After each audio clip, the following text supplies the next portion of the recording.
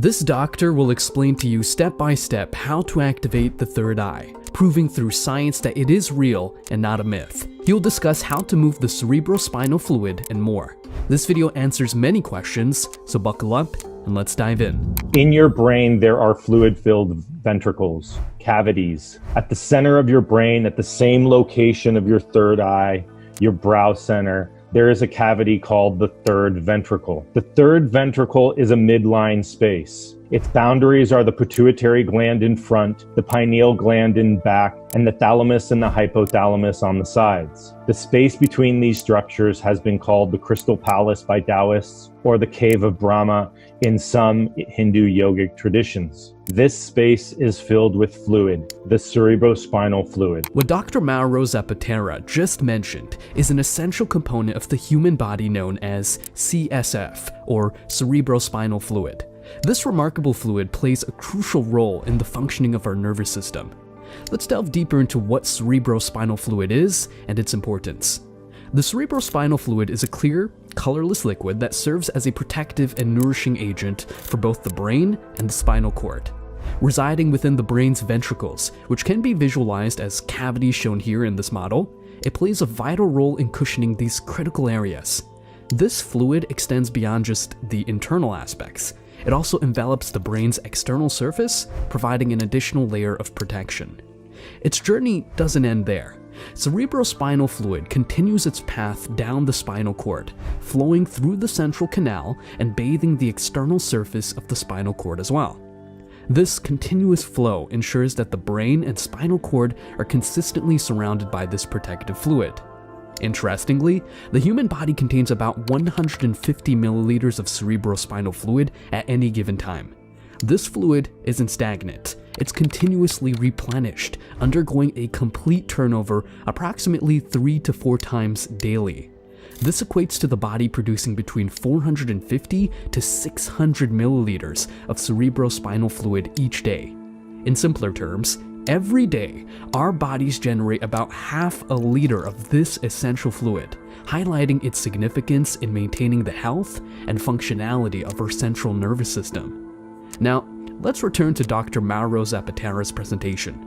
As we continue, everything will start to come together, offering a clearer understanding of the third eye and the pineal gland and their intricate workings. So, what you see here is a sagittal or side view of an MRI of an adult human. The cerebrospinal fluid is colored in red. From this image, you can see how it bathes the entire outside of the brain, as well as the spaces inside and the entire outside of the spinal cord. Our central nervous system is floating in and being bathed by CSF. Interestingly, the spinal cord ends at about lumbar vertebra 2, but the CSF goes all the way down into the sacrum. So, it's important to know that the human central nervous system is remarkably suspended in a column of fluid.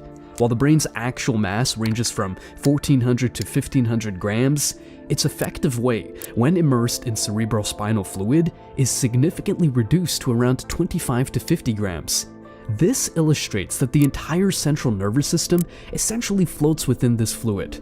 There exists a central column of fluid aligned with our body's midline structure, providing this unique suspension and support. So, where does this fluid come from? Well, that little black spot in the middle of that image is you. This was you as an embryo. You can see above that the amniotic fluid. Below that you can see the yolk sac, and all around it you can see the chorionic fluid. Look at how you are essentially developing surrounded by fluid, enclosed in fluid, and totally supported by fluid. You are organized and created with fluid. So, where does the cerebrospinal fluid originate? Interestingly, it is derived from amniotic fluid through a process known as neurulation. Initially, in the embryonic stage, we start as a simple sheet of cells, as depicted in the image. Within this sheet, there's a specific area called the neural plate, which is a group of cells that undergo a process of invagination and neurulation. During this process, the neural plate folds inward, creating what are known as the neural grooves and neural folds. These folds eventually merge together. Surrounding the neural plate is the amniotic fluid, which plays a crucial role in this developmental phase. As the neural plate undergoes invagination, with the folds rising and eventually fusing, the central area transforms. This central area, which was once part of the external amniotic fluid, gradually becomes what we know as cerebrospinal fluid. Thus, cerebrospinal fluid actually originates from the amniotic fluid during our embryological development. It's a fascinating concept. Our brain and spinal cord are not just organized around fluid, but are also initially bathed in it, emphasizing the fluid's integral role from the very beginning of our development. Initially, your embryonic brain is a hollow, fluid-filled vesicle with cerebrospinal fluid on the inside of the tube and amniotic fluid on the outside of the tube. As you develop, the brain and spinal cord enlarge and differentiate, and cerebrospinal fluid continues to bathe the inside and outside of your entire central nervous system. So picture yourself as a tiny embryo. At the very beginning of your development, when you start to develop awareness, you're enveloped in this primal fluid within your mother's womb. This journey begins with the amniotic fluid, which gradually transitions into cerebrospinal fluid. Now, within you, this fluid plays a vital role, bathing your entire central nervous system. It encompasses both the internal and external areas of your brain and travels the entire length of your spinal cord, reaching down to your sacrum. Additionally, it flows within a central hollow canal located inside your spinal cord. This fluid's presence throughout your central nervous system is a testament to its fundamental importance right from the earliest stages of development. This understanding is very important, and everything will make sense in just a moment. This is a section through the head of a human embryo at 8 weeks of development. Here you see the developing brain. There's a thin structure on top. I did not know what this cauliflower-like structure was, seemingly floating in space. So I asked my colleague, who told me that was the choroid plexus. Well, the choroid plexus produces CSF. If the structure that makes the CSF was that large, then the CSF must have an important role. Essentially, our entire developing nervous system is bathed in cerebrospinal fluid that you see in blue. Martin Marzullo, director of the Heart-Mind Institute, shares an insightful perspective on cerebrospinal fluid. He explains that while CSF isn't the direct cause of Kundalini energy, it serves as a crucial vehicle for this energy as it travels through the body. This idea is further echoed by Dr. Randolph Stone, founder of Polarity Therapy, a holistic healthcare system. Dr. Stone has two notable quotes on this subject. He states that the soul swims in the cerebrospinal fluid, suggesting a profound connection between our spiritual essence and this fluid. Additionally, he observes that the cerebrospinal fluid appears to function as both a reservoir and a conduit for ultrasonic and light energy. Similarly, Dr. Sutherland has shared his insights, building upon the thoughts of Dr. Andrew Taylor Still, who had a unique version of the cerebrospinal fluid. Dr. Still saw the CSF as an intermediary in the flow of divine intelligence, channeling creation into embryological segments and infusing them with life, form, function, and order. This perspective presents the CSF as more than just a physical substance. It's seen as a fluid imbued with intelligence and the capacity to shape our existence. Furthermore, the CSF is believed to be a sensitive receiver and transmitter of energy, vibrations, and information. This concept is similar to how flower remedies demonstrate water's ability to absorb, store, and transmit plant energies. In the same vein, Dr. Masaru Emoto's work showed that water could retain the energy of words. Thus, the cerebrospinal fluid may also have the capacity to absorb, store, and transmit the essence of the source, enabling us to experience and be consciously aware of our beingness. As I mentioned, the cerebrospinal fluid covers the entire outer surface of the brain. Let's take a look at where the cerebrospinal fluid is stored inside the brain and allow the structure to guide us. It is stored in what's called the ventricles of the brain. These are fluid-filled spaces. On the left, you see an image of the brain as if it's looking towards you. The blue is where the cerebrospinal fluid is held.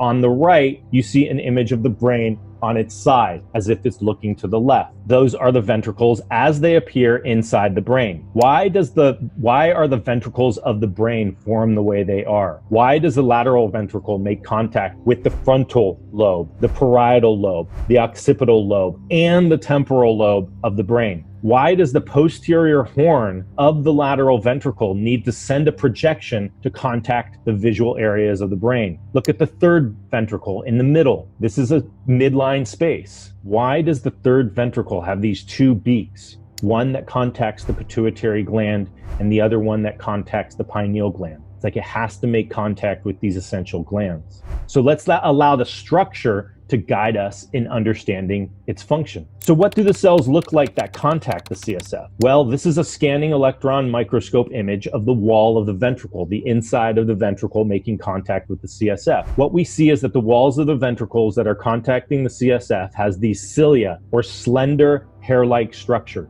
The cilia can beat to actually create fluid movements. They are also like little antennae monitoring the fluid that have receptors on them to pick up information in the cerebrospinal fluid. So what receptors are found on these cells? There are photoreceptors that transmit light. There are chemoreceptors that transmit information from growth factors, ions, hormones, and mechanoreceptors that transmit information from flow, movement, and vibrations. So the CSF can transmit information from light, vibration, movement, and molecules. To provide a clearer understanding, let's discuss two significant molecules present in the cerebrospinal fluid, melatonin and DMT, both of which originate from tryptophan. It's believed that these are released by the pineal gland into the CSF. Melatonin plays a key role in regulating our sleep-wake cycles and circadian rhythms, while DMT, commonly found in various plants, is often used in shamanic rituals for its potent psychedelic effects, which can induce near-death and mystical experiences. The exact endogenous function of DMT in the human body is still being researched. Recent studies have indicated that DMT is produced in the pineal gland, choroid plexus, and brain. Intriguingly, its levels were observed to increase in the visual cortex of rats during cardiac arrest, leading to hypotheses about its potential role in near-death experiences. Imagine, then, the CSF as a conduit for the transmission of information. When a substance like melatonin or DMT is released into the CSF, it can quickly disperse the signal throughout various parts of the brain and spine simultaneously. This transmission occurs without the need for synapses, allowing for a total synchronization of information. This process can involve not just molecules like melatonin or DMT, but also growth factors crucial for brain development or health, or even frequencies and vibrations that contribute to our felt sense of connection to a greater source energy. It is my hypothesis that the biological occurrence of a Kundalini awakening is the rising of sacred energy from the sacrum to the head through the cerebrospinal fluid. Let's take a look at this closer. The Kundalini in yogic theory is a primal energy located at the base of the spine. Some say residing in the sacrum, like a sleeping serpent waiting to be awakened. From yogic practice, Kundalini is awakened and physically moves up a central canal, the Sushumna, to reach the third eye and subsequently the crown chakra for awakening to occur. Could the CSF be a transporter for this primal energy? Well, let's take a look at some of the anatomy. The sacrum is a large triangular bone at the base of the spine. The origin of the word comes from the Latin os sacrum, which means sacred bone. The end of the spinal cord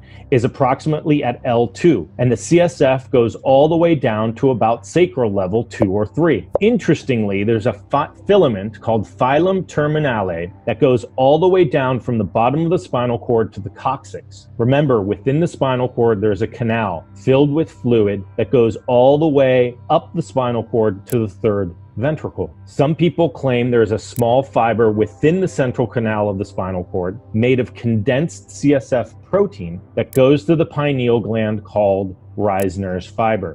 Swami Vivekananda, a revered yogi and teacher, offers profound insights into the yogic understanding of the human body. He explains, according to the yogis, there are two nerve currents in the spinal column, called Pingala and Ida, and a hollow canal called Sushumna, running through the spinal cord. At the lower end of the hollow canal is what the yogis call the lotus of the Kundalini. They describe it as triangular in form, in which, in the symbolic language of the yogis, there is a power called the Kundalini coiled up. When that Kundalini awakens, it tries to force a passage through this hollow canal, and as it rises step by step, as it were, layer after layer of the mind becomes open, and all the different visions and wonderful powers come to the yogi. When it reaches the brain, the yogi is perfectly detached from the body and mind, and the soul finds itself free. The left is the Ida, the right Pingala, and that hollow canal which runs through the center of the spinal cord is the Sushumna, where the spinal cord ends. In some of the lumbar vertebrae, a fine fiber issues downward, and the canal runs up, even within that fiber, only much finer.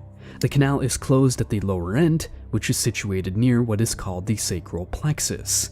Vivekananda mentions the Ida, Pingala, and Sushumna, which are considered the three main nadis in yogic tradition. The term nadi originates from Tamil, meaning nerve, blood vessel, or pulse, and from Sanskrit, meaning channel, stream, or flow.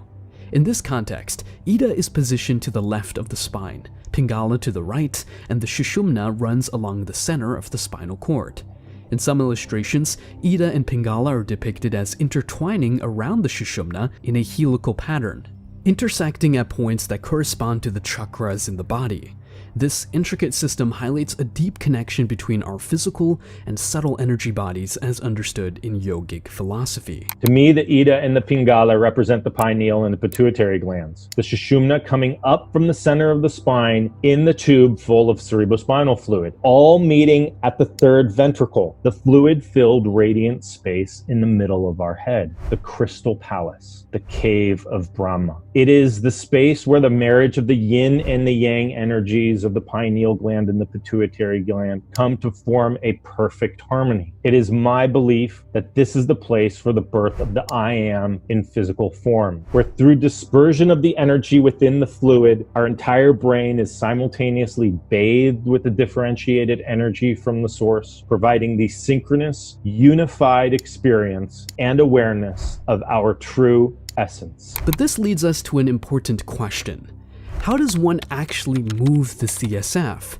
What causes CSF to move in the first place? Many people have asked me what causes the cerebrospinal fluid to move. My theories, in addition to the ones that we're going to go on, are any sort of parasympathetic activity such as rest, meditation, craniosacral therapy, massage, movements such as dance, exercise, yoga, vibrations such as sound and light, visualized intention, and love. Given the potential that CSF is activated by light and sound, one of my business partners and I created the Metatronics vibrational medicine light and sound machine depicted here. Essentially, meta is beyond, tron is subatomic particle, so it's beyond the subatomic particle, beyond form. A machine that works on the energetic levels and vibrational levels prior to form. So what causes the CSF to move from what has been shown in the research? Sleep has been shown to move the cerebrospinal fluid through the brain tissue. Well, the research shows that the heartbeat has been shown to move the cerebrospinal fluid. However, one of the major drivers of CSF movement is our breath. This is an MRI image of the brain, and in image D there, you see that is the image of what is enlarged in image B. That is an enlarged view of the third ventricle. Here is a series of pictures depicting the CSF flow, which is the bright spot that you see coming into the third ventricle during forced inspiration. This depicts one inspiration lasting 2.5 seconds. So it'd be something like this. Inspiration actually drives the CSF into the third ventricle, the cave of Brahman, the fluid-filled space in the center of the brain. This is a diagram of the CSF flow during forced breathing at each spinal level. The bars above the line indicate movement towards the head, and the bars below the line indicate movement towards the sacrum. The IN in red is forced inspiration, and the EX in blue is expiration. The red bars show that forced inspiration leads to an upward flow of CSF at all spinal levels that were tested. The blue bars show that forced expiration leads to a downward flow only in the mid and lower spinal cord regions. The amount of research linking breath work with brain activity is truly astonishing. Recent findings have revealed that our breathing can actively influence the flow of cerebrospinal fluid. Consider the various breathwork practices, like holotropic breathwork, the Wim Hof method, pranayama, or even just deep breathing exercises aimed at relaxation. Now, envision how each breath you take could be actively circulating the CSF within your spine and brain.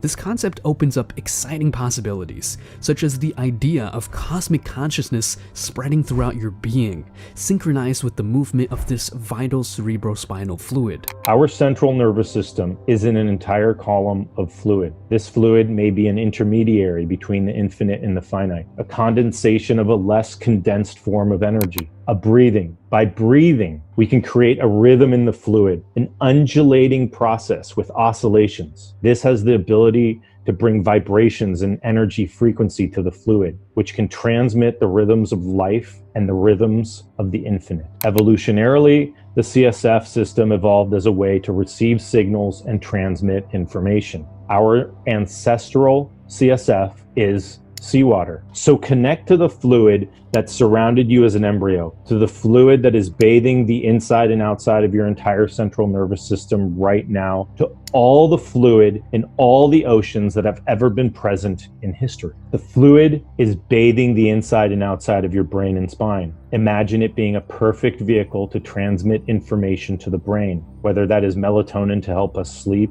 or DMT, or as a fluid conductor of source energy to our physical bodies, to transmit the experience of I am, our beingness, as well as a vehicle of cosmic consciousness, that awareness of the universal mind and one's unity with it. In conclusion, we owe a profound depth of gratitude to Dr. Mauro Zapatera for his illuminating discoveries and contributions in the field of cerebrospinal fluid research.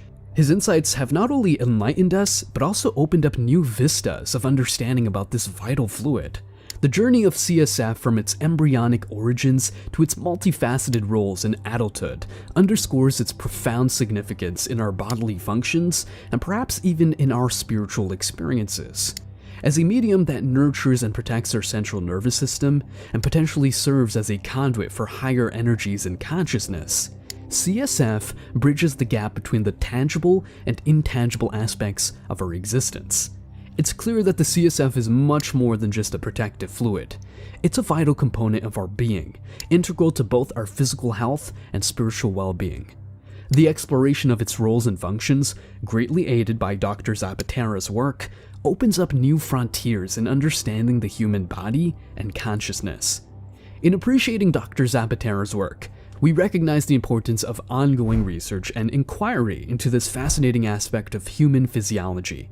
How do we harness and understand the full potential of this incredible fluid? This is the challenge and opportunity that lies ahead for us in the realms of medicine, science, and spirituality.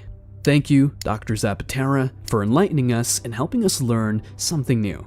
Your work has truly enhanced our appreciation of the cerebrospinal fluid's integral role in our journey from the finite to the infinite. Thank you for joining me on this exploration of the cerebrospinal fluid and its critical place in our lives.